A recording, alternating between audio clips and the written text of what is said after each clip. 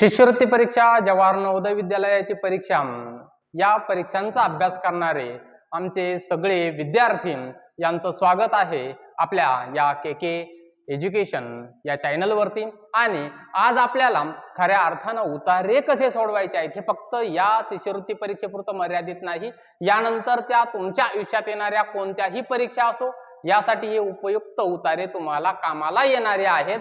तर सगळ्यात महत्त्वाचं, उतार्याकडे जाण्याच्या अगोदर काही गोष्टी लक्षात ठेवा। कोणत्या गोष्टी लक्षात ठेवायच्या आहेत तर त्यावर आपण एकदा चर्चा करूया थोडीशी। उतारा व त्यावर आधारित प्रश्न कसे सोडवायचे। पहिली गोष्ट आपल्याला काय करावी लागते की उतारा जो आहे हा उतारा आपल्याला मराठी वाचन न अडखळता आपल्याला करता येणं गरजेचं आहे। म्हणजे कधी कधी काही अवघड शब्द असतात ते सुद्धा सहजगती आपल्याला वाचता आले पाहिजे, शब्द संपत्ती आपल्याकडे असणं गरजेची असते। त्यानंतर उतारा हा नेहमी मन लावून वाचा। बरोबर, उतारा मन लावून वाचला ना तर उतार्याचा अर्थ आशय काय आहे हे आपल्याला कळून येतं। आता इयत्ता 5वी मध्ये किंवा 8वी मध्ये शिकणारे जे काही विद्यार्थी आहेत यांना आशय वगैरे काय, म्हणजे थोडक्यात उतार्यात काय म्हणायचं आहे लेखकाला ते आपल्याला कळणं गरजेचं असतं। म्हणून उतारा मन लावून वाचायचा आहे, त्याचा सराव आपल्याला करायचा आहे। त्यानंतर उतार्यात काही जोडाक्षर आलेली असतात, काही जोड शब्दही आलेले असतात, तर ते शब्द काळजीपूर्वक वाचा। ते शब्द काळजीपूर्वक वाचणं गरजेचे आहेत, कारण प्रश्न त्यावरच आधारित तयार होत असतात। त्यानंतर उतार्यात आलेल्या ज्या म्हणी आहेत, वाक्प्रचार आहेत, अशा म्हणी किंवा वाक्प्रचारांना अधोरेखित करण्याची सवय लावा। अधोरेखित म्हणजे आता जसं केलं तसं काय करायचं, त्याला अंडरलाईन करायची आहे थोडक्यात। त्यानंतर परीक्षेत उतार्यावर आधारित 3 ते 5 प्रश्न विचारले जात असतात। साधारण स्कॉलरशिपच्या परीक्षेमध्ये 3 प्रश्न विचारले जातात, नवोदयच्या परीक्षेमध्ये 5 प्रश्न विचारले जातात, इतरही बऱ्याचशा काही कॉम्पिटिटिव्ह एक्झाम आहेत त्यामध्ये सुद्धा 5-5 प्रश्न विचारले जातात। असं नाही की फक्त स्कॉलरशिपच आहे त्यामध्येच उतारे विचारले जातात मराठीवर आधारित, JNV ला सुद्धा उतारे विचारले जातात। प्रत्यक्षात आपल्याला जायचे उतार्यांकडे, कारण हा सराव सगळ्यात महत्वाचा आहे। पहिले जे नियम आहेत ते नियम बघितले नसतील पुन्हा एकदा व्हिडिओ पाठीमागे घ्या, त्याचा स्क्रीनशॉट मारा, त्यावर थोडासा विचार करा, हे गरजेचं आहे। बघा, एक नमुना उतारा आपण इथं घेतलेला आहे। नमुना उतारा इथं घेतलेला आहे। नमुना उतारा घेत असताना आपण जो उतारा घेतलेला आहे तो 2025 ला MSc न विचारलेलाच उतारा घेतलेला आहे, म्हणजे असा कोणताही उतारा घेतलेला नाहीये। तर उतारा काय आहे, उतार्याकडे काळजीपूर्वक लक्ष द्या। उतारा कसा वाचायचा हे सुद्धा काळजीपूर्वक बघा। सौंदर्य तर विविध प्रकारचे असते, काहींचे रूप सुंदर असते, काही अलंकारामुळे सुंदर दिसतात, काहींची वस्त्रे सुंदर असतात। प्रत्येक जण आपापल्या परीने सुंदर दिसण्याचा प्रयत्न करतो।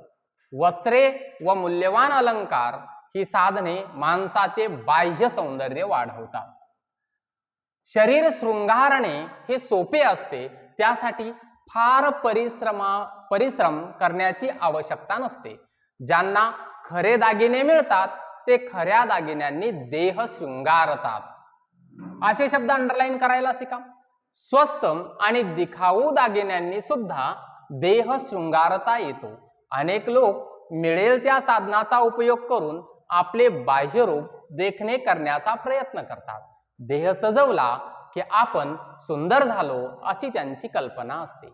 अशा प्रकारचा उतारा तुमच्या समोर होता। हा उतारा आपण वाचला, काळजीपूर्वक मन लावून वाचला। आता आपण यायचं आहे प्रश्नाकडे। बरेच जण असं सांगतात की पहिले प्रश्न वाचून घ्या आणि नंतर उतार्याकडे जा, अशी चूक करू नका।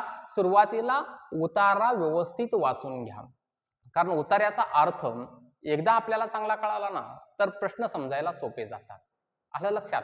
म्हणून पहिला उतारा काळजीपूर्वक वाचा, ही सवय आतापासून लावा। बघा, पहिला प्रश्न काय विचारला आपल्याला, माणसांचे बाह्य सौंदर्य कशाने वाढत नाही, असा प्रश्न विचारलेला आहे। वाढत नाही असं म्हटलेलं आहे। बघा, उतारा सोडवत असताना ही गोष्टही तेवढीच महत्वाची आहे, विचारलेल्या प्रश्नांची उत्तरं ही आपल्याला उतार्यावर आधारितच द्यावी लागतात। पर्याय काय दिलेले आहेत, उंची वस्त्राने, उंची वस्त्र म्हणजे महागडे कपडे, त्यानंतर विचाराने, मूल्यवान दागिन्यांनी आणि दिखाऊ दागिन्याने।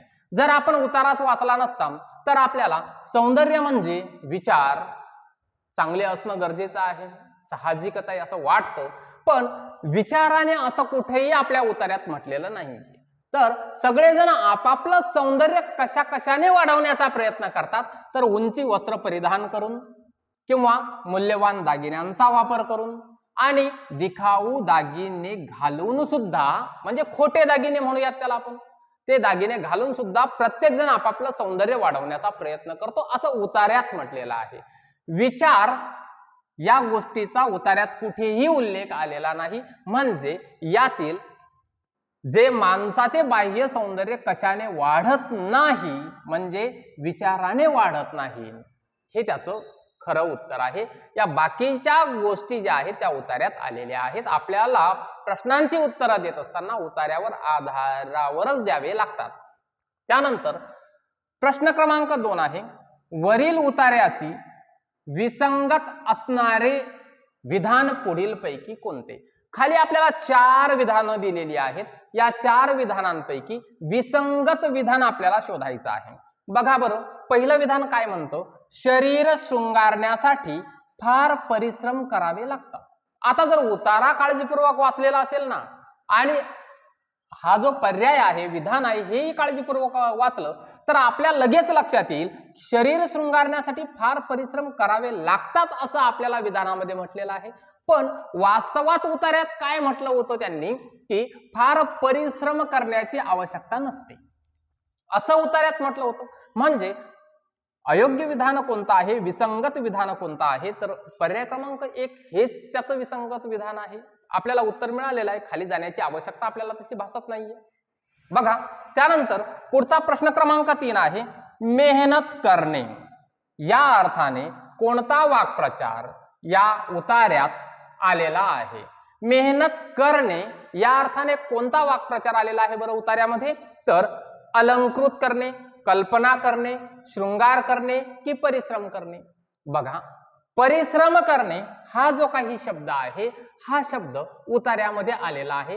परिश्रम करणे, परिश्रम करण्याची आवश्यकता नाही, म्हणजेच परिश्रमासाठी मेहनत करणे म्हणजेच परिश्रम करणे असे वाक्प्रचार सुद्धा आपल्याला माहित असावे लागतात. बघा, आता हे झालं आपल्याला उतार्यावर आधारित प्रश्न कसे सोडवायचे. पण ज्या वेळेला आपण सराव करत आहोत, सोबतच आपल्याला काही गोष्टी लक्षात असाव्या लागतात. कोणत्या गोष्टी लक्षात असाव्या लागतात?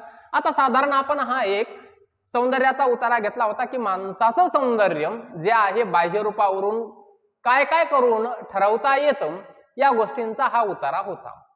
तर या उतार्यामध्ये आपण काय गोष्टी ऍड करू शकतो? या उतार्यात आलेले काही शब्द, त्यांचे काही समानार्थी शब्द आपल्याला माहित असणं गरजेचं आहे. इयत्ता 5वीच्या वर्गाचे विद्यार्थी, 8वीच्या वर्गाचे विद्यार्थी यांच्यासाठी हे खूप गरजेचं आहे. बघा, सौंदर्य याचा समानार्थी शब्द काय होतो? सुंदरता. सौंदर्य हा शब्द आपल्या उतार्यात आलेला आहे. सुंदरता हा त्याचा समानार्थी शब्द आहे. त्यानंतर विविध या शब्दाचा समानार्थी शब्द आहे अनेक. वस्त्र हा शब्द आलेला आहे उतार्यामध्ये. तर वस्त्र म्हणजे काय? तर वस्त्र म्हणजे आपण परिधान करतो ते कपडे. प्रयत्न म्हणजे काय? तर प्रयत्न म्हणजे प्रयास. मूल्यवान हाही शब्द आलेला आहे. मूल्यवान म्हणजे किमती. तर असे काही समानार्थी शब्द ज्या वेळेला आपण उतार्यांची प्रॅक्टिस करत असतो, त्यावेळेला अशा काही गोष्टी आपल्या संग्रही असणं गरजेच्या असतात. तरच आपल्याला परीक्षेमध्ये आपला एकही प्रश्न निश्चितच चुकणार नाही. बघा, त्यानंतर विरुद्धार्थी शब्द सुद्धा, काही शब्द हे शब्द सगळे उतार्यात आलेले आहेत, त्यांचे विरुद्धार्थी शब्द सुद्धा आपल्याला माहिती पाहिजेत. सुंदर विरुद्ध कुरूप, बाह्य विरुद्ध बाह्य सौंदर्य, अंतर्गत बाह्य विरुद्ध अंतर्गत, सोपे विरुद्ध अवघड, फार विरुद्ध कमी आणि स्वस्त विरुद्ध महाग, असे काही समानार्थी शब्दांचा सुद्धा संग्रह, विरुद्धार्थी शब्दांचा सुद्धा संग्रह आपण सोबत करणं खूप गरजेचं असतं. येतंय लक्षात? तर बघा, आपल्याला पुढचा एक उतारा बघायचा आहे. या उतार्यावरून आपल्याला आता कळालं असेल की पहिला उतारा आपण बघितला, त्यामध्ये काही वाक्प्रचार आलेले होते. त्यानंतर काही समानार्थी विरुद्धार्थी शब्दांवरून सुद्धा आपल्याला उत्तराकडे जाता येत होतं. म्हणजे या गोष्टीची गरज आहे की नाही? नक्कीच आहे. आणि अशा प्रकारचेच व्हिडिओ जर पाहिजे असतील ना, तर चॅनलला सबस्क्राईब मात्र करायचंय, लाईक मात्र नक्की करा, सबस्क्राईब सुद्धा आपल्या चॅनलला करून ठेवा. बघा, दुसरा उतारा आहे. हा उतारा कशाबद्दल आहे ते आपण बघूयात. कृष्णेचे कुटुंब भले मोठे आहे. या पहिल्या वाक्यावरून कृष्णेचे कुटुंब भले मोठे आहे असं वाक्य वाचलं की आपल्याला वाटेल की एखाद्या मुलीविषयी किंवा स्त्रीविषयी बोललं जातंय की काय, पण पुढे बघूयात आपण. कितीतरी लहान मोठ्या नद्या तिला येऊन मिळतात. म्हणजे आपल्याला काळजीपूर्वक वाचलं की हे लक्षात आलं दुसऱ्या वाक्यावरून आपण कृष्णा नदीबद्दल बोलत आहोत. गोदावरी प्रमाणेच कृष्णेलाही महाराष्ट्र माता म्हणता येईल. नरसोबाच्या वाडीला जात असताना गाडी नावेवरून चढवून आम्ही कृष्णा पार केली होती. ते कृष्णेचे दुसरे दर्शन. एका बाजूला उंच धरण आणि दुसऱ्या बाजूला दूरवर पसरलेला गाळाचा विस्तार व त्यात होणारी वांगी, काकड्या, कलिंगडे, टरबुजे यांचे अमृतमळे. कृष्णाकाठची ती वांगी ज्याने एकदा चाखली त्याला वारंवार खावीशी वाटतील. सतत 1-2 महिने ती सारखी खात राहिलो तरीही तृप्ती होणार नाही, मग वीट येणे दूरच. कसा वाटला उतारा? हा उतारा आपण काळजीपूर्वक जर ऐकलाही असेल तर या पद्धतीने आपण वाचन करणं गरजेचं आहे उतार्याचं, म्हणजे आपल्याला उतार्याचा आशय लक्षात येतो. आता आपण प्रश्नांकडे जाऊयात. बघा बरं काय आहे पहिला प्रश्न. महाराष्ट्र माता कोणत्या नदीला म्हणतात? घाई करू नका बरं. घाई का नाही करायची? कारण आपण सगळं जे काही उतारा आहे तो कृष्णा नदीवर आधारलेला उतारा आहे आणि पर्यायात सुद्धा पहिला पर्याय कृष्णा आलेला आहे. म्हणून म्हटलं घाई करू नका.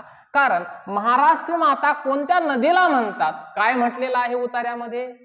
गोदावरी प्रमाणेच कृष्णेलाही महाराष्ट्र माता म्हणता येईल. म्हणजे वास्तवात कोणत्या नदीला महाराष्ट्र माता म्हणतात? गोदावरी नदीला, न की कृष्णा नदीला. महाराष्ट्र माता म्हणून गोदावरी ही नदी ओळखली जाते. उतारा वाचला म्हणजे घाईघाईत प्रश्नांची उत्तरही लिहायची नसतात बरं. थोडासा विचार करा. तर त्यानंतर कृष्णा नदीच्या गाळात कशाचे अमृतमळे फुलतात? कशाचे अमृतमळे फुलतात? उतारा तुम्ही एवढा काळजीपूर्वक वाचला ना, आता उतार्याकडे जाण्याची गरज नाही. म्हणजे उतार्याचा आशय एकदा कळाला की उतार्याकडे वारंवार जाण्याची शक्यतोवर गरज पडत नसते. काही प्रश्नांसाठी जावंही लागतं, पण अशा काही प्रश्नांसाठी जावे लागत नाही. बघा, काकड्या, टरबुजे, कलिंगडे आणि वांगी. बघा बरं, वांगी, काकड्या, कलिंगडे आणि टरबुजे या 4 फळांसाठी ते अमृतमळेच आहेत. कृष्णेचा जो काही गाळ आहे तो, म्हणजे 4ही पर्याय काय आहेत? बरोबर आहेत. आता मग 4ही पर्याय इथं दिलेले आहेत. म्हणजे पर्याय क्रमांक 1 मध्ये अ, ब, क आणि ड. बघा, 4ही पर्याय काय आहेत? म्हणजे 4ही जे काही अमृतमळे आहेत यांची शेती कृष्णेच्या गाळामध्ये होते. पर्याय क्रमांक 1 हे याचं आपलं अचूक उत्तर होईल. पुढे जाण्याचा आपला काही प्रश्न उरत नाही. पुढील पैकी कोणत्या अर्थाचा वापर यामध्ये आलेला नाही? आता बघा, इथे मन न भरणे असा एक वाक्प्रचार विचारला, पूर्ण करणे हा एक वाक्प्रचार विचारला, कंटाळा येणे हा एक वाक्प्रचार आणि चव घेणे. यापैकी कोणत्या वाक्प्रचाराचा वापर हा उतार्यात झाला नाही? म्हणून काय म्हटलं, समानार्थी शब्द असतील, विरुद्धार्थी शब्द असतील किंवा असे वाक्प्रचार असतील, म्हणी असतील, यांना काय करा? अधोरेखित करायला शिका. आलं लक्षात? बघा, मन न भरणे या अर्थानं वाक्प्रचार आलेला होता का? एवढा काळजीपूर्वक उतारा ऐकून सुद्धा कन्फ्युजन वाटत असेल. मन न भरणे म्हणजेच तृप्त न होणे, तृप्ती होणार नाही. बघा, आलेला आहे की नाही? पहिला जो काही विधानात्मक जो काही आपला पर्याय आहे तो इथे आलेला आहे. त्यानंतर पूर्ण करणे कुठे काही दिसलं नाही. कंटाळा येणे, बघा, कंटाळा येणे म्हणजे वीट येणे. असे समानार्थी वाक्प्रचार आपल्याला माहिती पाहिजेत.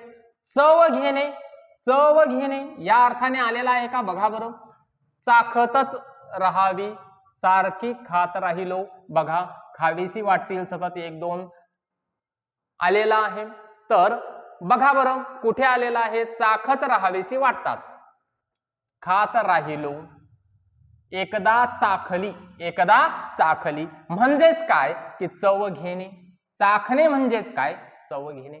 या अर्थाने आपल्याला समानार्थी वाक्प्रचार सुद्धा माहीत असावे लागतात. आणि हे इयत्ता 5वीच्या विद्यार्थ्यांसाठी आहे बरं. तर या पद्धतीची तयारी निश्चितच करावी लागते. बघा आता हा उतारा आपण बघत होतो. उतारा ज्या पद्धतीने आपण वाचला, कुठेतरी आपण वेग वाढवतो, कमी करतो, म्हणजे विरामचिन्हांचा वापर करतो. यामध्ये काही आपल्या मराठी भाषेमध्ये विरामचिन्ह असतात. प्राथमिक विरामचिन्ह आपल्याला माहीत असणं गरजेचे आहे. तर त्याची एक ओळख करून घेऊयात या निमित्ताने. बघा पूर्णविराम कसा दिला जातो? फक्त एक टिंब पूर्णविराम असा दिला जातो वाक्याच्या शेवटी. स्वल्पविराम कसा दिला जातो? तर या पद्धतीने स्वल्पविराम दिला जातो. अर्धविराम कसा दिला जातो? वरती टिंब खाली स्वल्पविरामासारखं, याला अर्धविराम म्हणतात. अपूर्ण विराम कसा दिला जातो? तर या पद्धतीने 2 टिंब दिले जातात फक्त. प्रश्नचिन्ह सगळ्यांनाच माहिती आहे. उद्गार चिन्ह रेषा खाली टिंब हेही बऱ्याच विद्यार्थ्यांना माहीत असतं. एकेरी अवतरण चिन्ह म्हणजे एखादं वाक्य बोलत असताना एकेरी अवतरण चिन्हांमध्ये वाक्य लिहिलं जातं. त्यानंतर दुहेरी अवतरण चिन्ह अशा प्रकारचं दुहेरी अवतरण चिन्ह वापरलं जातं. त्यानंतर संयोग चिन्ह म्हणजे 2 शब्द एकमेकांना जोडण्यासाठी संयोग चिन्ह अशी आडवी रेषा वापरली जाते. या उतार्यांसोबतच आपण काय बघितलेले आहेत, काही विराम चिन्हांची ओळख सुद्धा करून घेतलेली आहे. चला आपल्याला पुढे सुद्धा जायचंय बरं. आता पुढचाही उताराच आहे, कारण आजचा आपला हा व्हिडिओ खऱ्या अर्थानं उतार्यांवर आधारित असलेला व्हिडिओ आहे. बघा जास्त स्पीड वाटत असला थोडासा स्लो करून पहा म्हणजे लक्षात येईल. पण उतारा काळजीपूर्वक बघायचा आहे, ऐकायचा आहे. पुढचा उतारा आहे, एडिसनने विजेच्या दिव्याचा शोध लावला. त्यासाठी पराकोटीचे परिश्रम घेतले. पराकोटीचे परिश्रम अशा शब्दांना अंडरलाईन करायला शिका. त्याला अक्षरशः शेकडो वेळा अपयश आले, पण तो थकला नाही, थांबला नाही. त्याची इच्छाशक्ती जबरदस्त होती. प्रत्येक अपयशानंतर तो नव्या जोमाने प्रयोग करीत असे. अपयश आलं तरी सुद्धा हा एडिसन प्रयत्न करायचा, कधी थांबवायचा नाही. बरोबर. अखेरीस 1150 प्रयोगानंतर 1150 म्हणजे 1150 हेही आपल्या तुरंत लक्षात आलं पाहिजे. त्याला यश आले. एडिसनच्या या शोधाने माणसाच्या जीवनात आमूलाग्र बदल झाला. एडिसनच्या मनात तीव्र इच्छा होती म्हणून तो यशस्वी झाला. एडिसनच्या मनामध्ये तीव्र इच्छा होती म्हणून तो यशस्वी झाला. इच्छेचे सामर्थ्य प्रचंड असते. बघा ज्याची इच्छा आहे ना त्याचं सुद्धा सामर्थ्य प्रचंड असतं. तुम्ही एखाद्या परीक्षेची तयारी करण्याची इच्छा तुमच्या मनामध्ये निर्माण केलेली आहे म्हणजे तुम्ही आता थांबणारे नाही आहात. आपण हे लक्षात घेतले पाहिजे, जो चालतो त्याचे भाग्यही चालते. आपली ही शिक्षणाची वाटचाल आहे बालमित्रांनो, ही कधीही थांबता कामा नये, कारण तरच आपलं भाग्य काय होणार आहे, उज्ज्वल भाग्य निर्माण होणार आहे. जो थांबतो तो संपतो. धावत्याला शक्ती येईल आणि रस्ता सापडेल. धावत्याला शक्ती सुद्धा मिळते बरोबर. जो प्रयत्न करतो त्याला शक्ती मिळते, त्याला ऊर्जा मिळते आणि त्याला रस्ता सुद्धा सापडत असतो. अशा काही वाक्प्रचारयुक्त किंवा म्हणीयुक्त ज्या काही गोष्टी आलेल्या असतात, विधानं आलेली असतात, त्यांना अंडरलाईन करायला शिका. या उक्तीद्वारे बघा कसे शब्द येतात. या उक्तीद्वारे हेच सांगितले आहे की माणसाने सतत प्रयत्न करीत राहिले पाहिजे.